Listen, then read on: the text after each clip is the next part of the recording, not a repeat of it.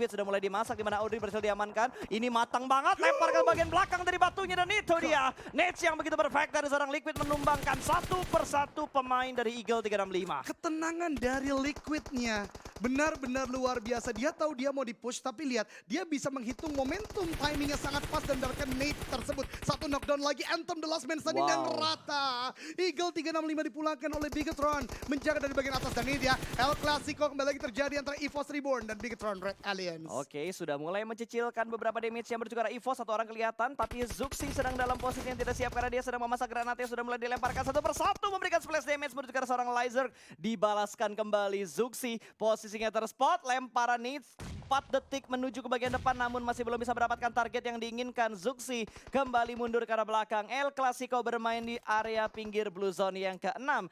DU sudah dipulangkan menuju ke arah lobby. Bigetron sudah kehilangan Luxi tapi 3 player lainnya masih bertahan dan mereka sudah mendapatkan 5 poin kill. Betul banget, dan close quarter combat masih terjadi dan Red Freeze ya ter-take down oleh Ryzen dari bagian lain. Kali ini 3 on 3 situation sementara yang kita lihat di bagian minimap, tapi harusnya akan ada sebuah pergerakan lain dan Microboy juga ter-take down. Two last man standing, Lizer dan Kyle menuju ke arah depan. Ini dilakukan ke arah depan, low HP, ditembakin, knockdown dengan sangat baik oleh Liquid. Last man standing ditembak oleh juga Lizer, last man standing dikejar dan itu dia. EVOS pun tidak bisa bertahan dengan defensif yang dibangun oleh Bigetron Red Alliance di bagian pinggir zona. Satu hal yang harus lo perhatikan adalah di mana setup yang dilakukan oleh Red Alliance. 2-1 setup dan setupnya punya keunggulan high ground dan juga obstacle di sekitar mereka. Itu yang membuat mereka benar-benar percaya diri dan cukup tangguh menghadapi laju dari EVOS Reborn. Tapi kalau kita lanjutkan gamenya di mana Victim yang sudah menambahkan pundi-pundi poin kill bagi tim mereka, 7 kill sudah mereka bukukan. Bahkan kali ini Rocky mendapatkan pemain lain yang ada di bagian lower ground.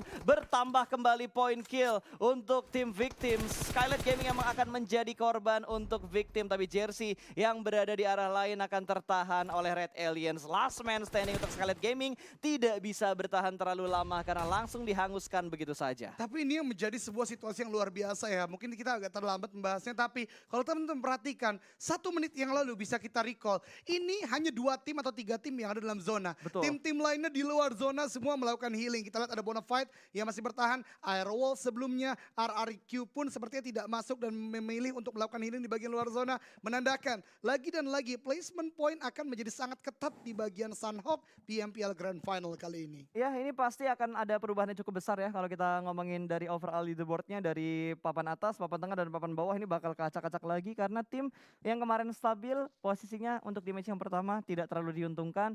Tim yang ada di bawah ataupun yang ada di papan tengah, mereka sudah mulai step up, bahkan sudah mulai mendapatkan zona-zona yang cukup enak. 3 tim tersisa di mana Bonafide last man standingnya masih melakukan healing. Ada berapa healing itu yang tersisa? Nggak kelihatan. 4, 12. Kayaknya masih ada beberapa yang bisa dimaksimalkan lah ya untuk sementara waktu. Tinggal menunggu apakah akan ada commit yang dilakukan oleh Bigetron dan juga Victim. Tapi ini 3 lawan 3 berarti. Iya betul banget, tapi pergerakan yang gua sangat suka kali ini adalah dari Victim, di mana mereka agak split juga ya kali ini. Walaupun secara terrain mereka kalah, mereka lebih maksimal di bagian lower ground, dan kalau Bigetron mau commit menyisir dari bagian kiri misalnya, mungkin ada hasil yang berbeda. Tapi kita lihat saat ini masih dengan zona yang tidak menguntungkan kedua belah pihak. Liquid ada utility yang akan dilemparkan, sepertinya akankah itu nade atau smoke? Tapi masih bait doang, sepertinya untuk membuka posisi Victim kayaknya ya. Wah, zonanya nggak ada yang berpihak kemana-mana dong. Ini benar-benar dibuat adil. Victim harus maju, BTR harus maju. Sudah mulai ada tembakan juga. Sepertinya dari Bonafide sudah tidak bisa bertahan lagi karena aid kitnya sudah mulai habis. Tapi nice try untuk Bonafide karena mereka puas di posisi yang ketiga. Walaupun tidak ada kill sama sekali, setidaknya mereka mendapatkan 10 poin placement. Betul banget, dan itu menjadikan Bonafide masih akan tetap stabil sepertinya di page pertama ya.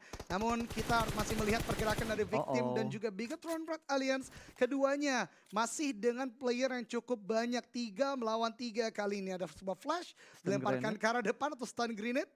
Belum ada yang bisa pop out atau memberikan hasil yang maksimal. Gila, makin ramai lagi kalau yang nge-lag makin banyak kali ya. Karena sudah mulai maju nih dan ternyata Liquid terpick off oleh Fajar terlebih dahulu. Miseri masih menjaga di angle sebelah kanan menunggu pergerakan dari seorang Ryzen. Tapi Blue Zone memaksa mereka harus bergerak. Smoke sudah mulai di pop up tapi belum terlalu banyak. Satu smoke dan ternyata Miseri terspot diamankan oleh seorang Ryzen. 1 tukar 1, satu orang lagi bakal kelihatan di balik batu kali ini. Namun Ryzen reload dan ditembak dari arah lower ground. Namun tidak terlalu banyak damage yang diterima oleh seorang Ryzen. Last man standing kali ini Ryzen akan menghadapi 2 pemain dan itu dia Victim mendapatkan winner chicken dinner untuk match yang pertama dengan berapa banyak kill?